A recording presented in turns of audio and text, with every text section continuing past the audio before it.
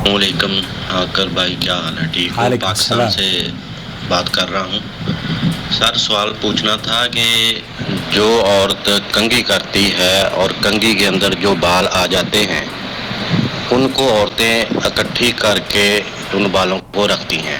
ہمارے یہاں گاؤں کے اندر پھیری والا آتا ہے، وہ 5,000 روپے کلو کے حساب سے وہ بال خریدتا ہے. تو سوال یہ پوچھنا تھا کہ آیا یہ بال بیچنا جو ہے یہ درست ہے یا کہ غلط ہے؟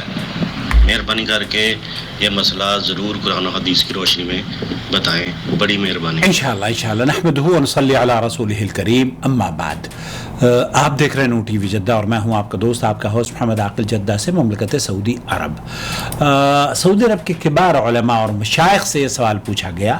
سب سے پہلے میں آپ کو لے کر چلتا ہوں شیخ عثمان الخمیس کی محفل میں.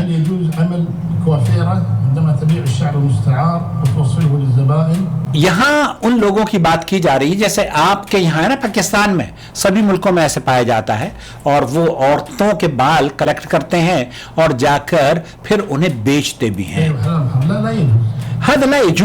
هذا لا يجوز. شیخ عبدالعزیز بن باز مفتی مملکت سعودی عرب، شیخ محمد بن صالح العثیمین اور دیگر علماء کا موقف یہ ہے. شیخ دکتور عثمان الخمیس نے بھی یہی کہا کہ لا يجوز، یہ جائز نہیں ہے. هذا لا يجوز هذا العمل. اس بالوں کی خرید و فروخت دراصل میں آپ کو قدر تفصیل سے عرض کر دینا چاہتا ہوں. فقہاء کرام اس بات پر متفق ہے کہ انسان اپنے بال فروخت نہیں کر سکتا، کیونکہ یہ بال اس کا اپنا حصہ ہیں اور انسان اعلیٰ مقام پر فائز ہے. اپنا کوئی عضو فروخت کرے تو یہ انسانی جز کی اہانت اور ذلت کا باعث ہوگا. فقہاء کرام کا اتفاق ہے کہ انسانی بالوں کو فروخت کر کے یا ویسے ہی کسی استعمال میں لا کر فائدہ اٹھانا جائز نہیں ہے، کیونکہ اللہ تعالیٰ انسان کو اللہ تعالیٰ نے بہت عزت والا بنایا ہے، اور اللہ تعالیٰ نے فرمایا ہے وَلَقَدْ كَرَّمْنَا بَنِي آدم، اور یقیناً ہم نے بنی آدم کو بہت عزت والا بنایا ہے. اس لیے انسانی اعضاء میں سے کوئی بھی چیز ایسی نہیں ہے کہ اس کی اہانت کی جائے. ہاں، کسی ایسے شخص کو عطیہ کرنا جو اس سے قدرتی بالوں کی وگ تیار کرے، تو اس بارے میں اہل علم کا موقف یہ ہے کہ شیخ عبدالعزیز بن باز، شیخ محمد بن صالح العثیمین یہ کہتے ہیں کہ وگ پہننے کا مقصد خوبصورتی ہو. مثال کے طور پر عورت کے اچھے بھلے بال ہونے کے باوجود وگ پہنتی ہو تو یہ جائز نہیں ہے، کیونکہ اس صورت میں یہ بالوں میں ملانے والی شمار کی جائے گی، اور نبی کریم صلی اللہ علیہ وسلم نے بال ملانے والے اور ملوانے والے دونوں پر لعنت فرمائی ہے. البتہ دوسری بات جو شیخ محمد بن صالح العثیمین نے فرمائی ہے، نور علی الدرب کے حوالے سے بات کی جا رہی ہے. عورت کے سر پر بالکل بھی بال نہ ہو اور اسے عورتوں کے درمیان معیوب سمجھا جائے، اور اس عیب کو چھپانے کا وگ کے علاوہ کوئی اور راستہ بھی نہ ہو، تو ہمیں امید ہے کہ ایسی صورت میں وگ لگانے میں کوئی حرج نہیں ہوگا، کیونکہ اس وقت وگ کا استعمال خوبصورتی کے لیے نہیں ہے، جبکہ عیب چھپانے کے لیے کیا جاتا ہے.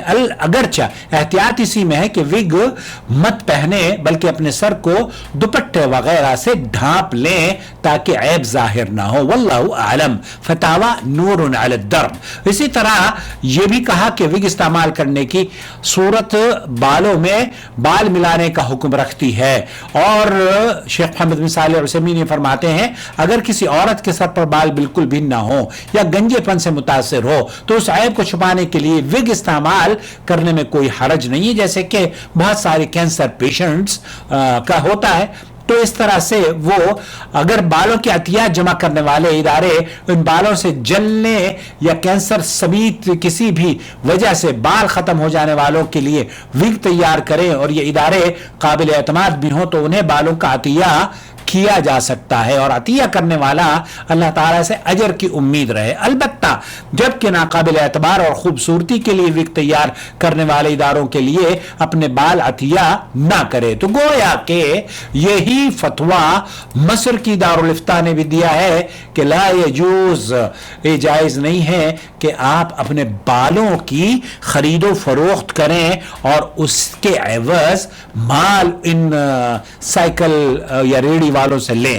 मुझे उम्मीद है वजाहत हो गई होगी, और मुझे ये भी उम्मीद है कि आप हमारे चैनल को देखकर सब्सक्राइब भी कर लेंगे और लाइक ज़रूर किया कीजिए मेरी वीडियोस को। शुक्रिया आपका। अल्लाहु वलियुल्लज़ीना आमनू युख़रिजुहुम मिनज़्ज़ुलुमाति इलन्नूर वल्लज़ीना कफ़रू औलियाउहुमुत्ताग़ूत युख़रिजूनहुम मिनन्नूरि इलज़्ज़ुलुमात उलाइका अस्हाबुन नार हम फ़ीहा ख़ालिदून।